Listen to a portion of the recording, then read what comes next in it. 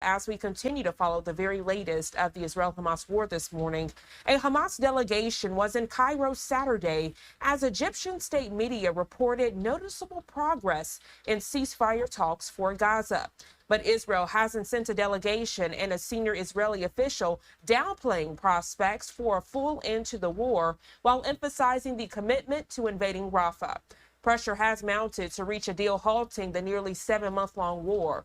A top UN official saying there's now a full-blown famine in northern Gaza, while the U.S. has repeatedly warned close ally Israel about its planned offensive into Rafah. That's the southernmost city on the border with Egypt, where more than 1 million Palestinians are currently sheltering. Joining us live this morning to share the latest on this ongoing conflict is senior lecturer in Homeland Security and Criminal Justice at the University of New Haven, Mr. Ken Gray. Mr. Ken, good morning. Always a pleasure speaking with you. Good morning, Janae. Glad to be with you again. So it seems that there have been some movements when we are discussing ceasefire talks. We're hearing from those in Cairo, Egypt, that the talks are coming from the Hamas side, but not hearing much from the Israel side. If you could catch us up this morning. So the two sides are still pretty far apart. Hamas is calling for a permanent ceasefire, and they want the IDF out of Gaza Strip. Israel, on the other hand, is only offering a temporary ceasefire, a 40-day long ceasefire, and they are also not allowing themselves to give up the presence in Gaza Strip. Israel is still committed to the idea of wiping out the Hamas, which is the side negotiating with them. So this is going to be a difficult negotiation. Hamas is holding all the chips in that they are the ones that are holding the hostages, and so that's ultimately why they brought hostages back into the Gaza Strip, was to use them as a human shield and to negotiate with them. But there is a lot of outside pressure being brought to bear on both sides to come to some type of agreement. So we may see some type of temporary ceasefire come out of this, with the exchange of hostages for some Palestinian prisoners, but it's not clear yet whether or not these two will be able to find common grounds to come to an agreement, because one side plans to wipe out the other side entirely and to totally remove it as a force within Gaza Strip.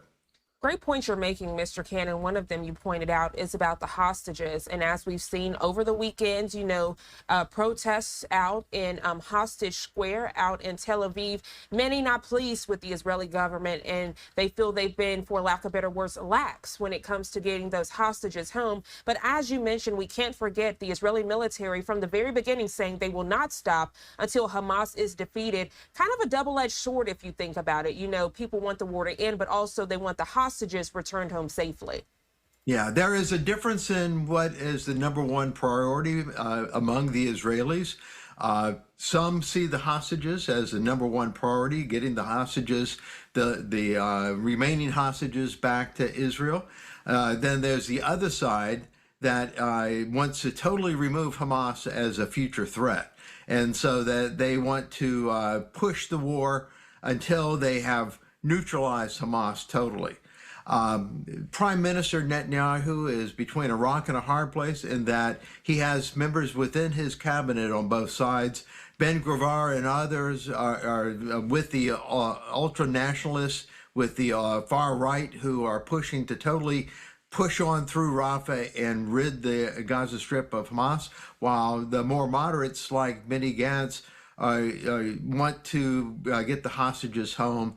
And both sides are talking about leaving the cabinet and causing the government to fall if they don't get their way. So again, Netanyahu not only has voiced his own opinion that he wants to go into Rafah, but he's also battling two different forces within his own cabinet.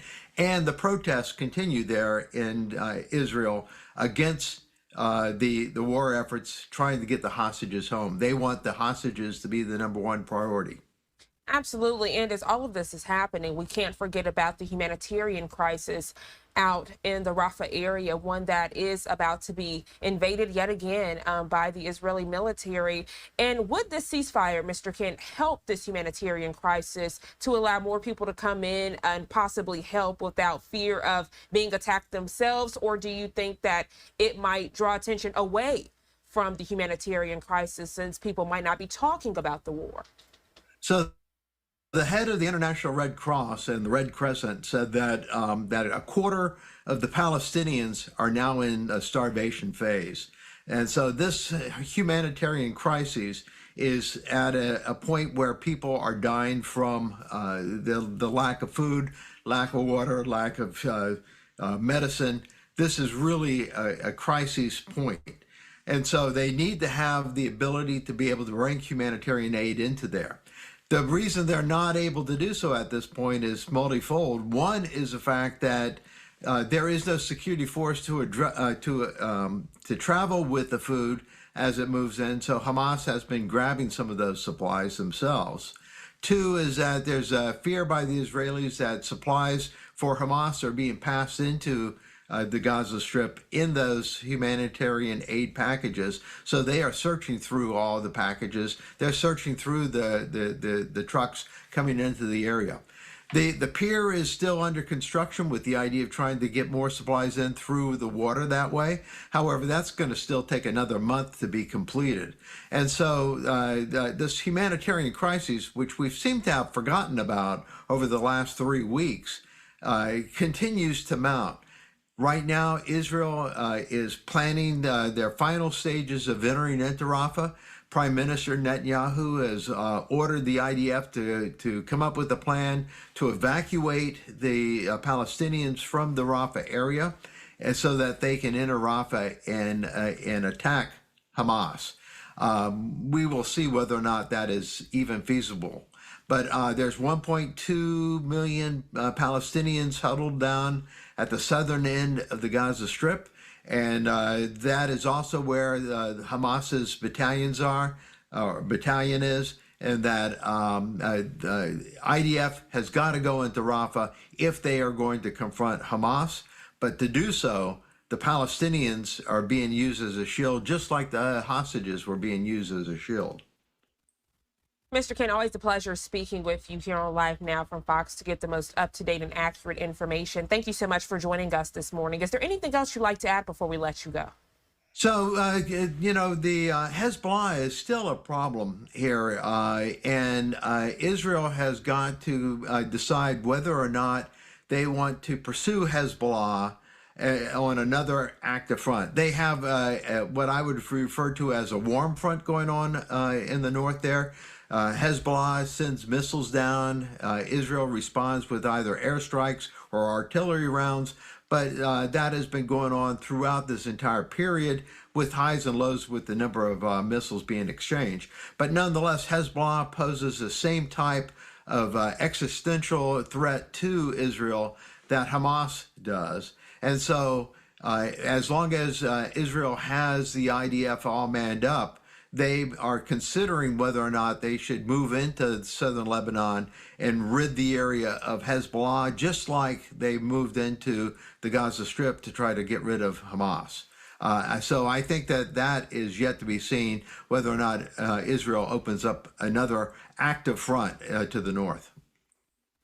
Absolutely, just further showing that there are several conflicts going on in the Middle East and how some of them are connected and some are separate. Mr. Ken Gray, always a pleasure speaking with you here on Live Now. You enjoy the rest of your day. Thank you, Janae.